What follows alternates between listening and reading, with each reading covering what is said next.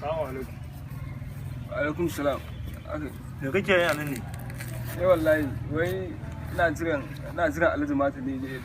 Alhaji Mato? Alhaji Mata ya mutu. Na sani. Yanzu muka yi waya da shi daga Kano ne sai ya sa na karfe 4. Ya Alhaji Mata?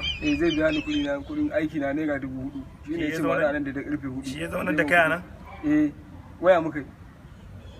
Sai zai ban kuɗin aiki na 4,000. In ji gashi anan da karfe 4.